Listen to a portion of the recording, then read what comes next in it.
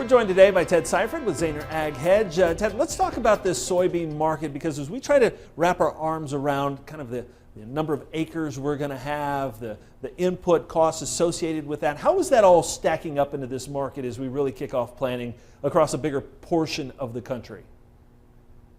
Yeah, Clinton, we ended up getting a lot more soybean acres than what what the trade guesses were for that planting intentions number. And for a moment there, actually 2 days, we were kind of sent reeling by that.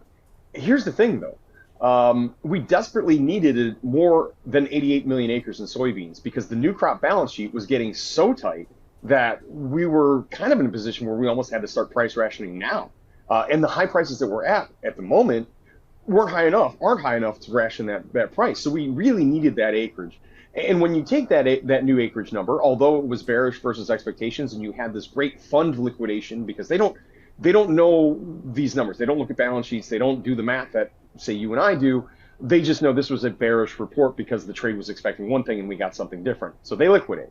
But when the cooler heads prevail and plug these numbers in, we see that because of lower beginning stocks and because of the record amount of new crop sales that we have on the books already for next year, I think we're still looking at a 300, more likely a sub 300 million bushel carryover in soybeans, which means we have very little room for error for this growing season.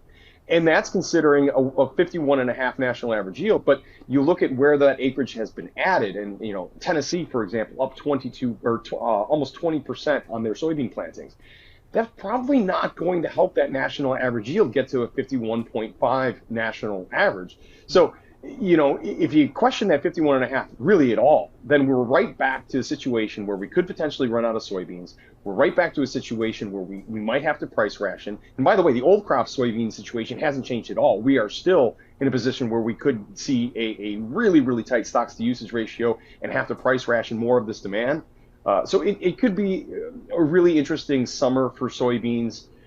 We took a outrageously bullish story, an unsustainably bullish story for new crop beans, and turned it into a just normally bullish story. And now you have a bullish story in corn and in soybeans, and those two powder kegs together are better than just the one.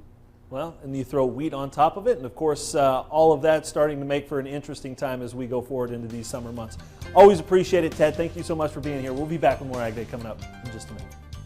For professional marketing advice specifically tailored to your needs, call Zaner Ag Hedge at 312-277-0113.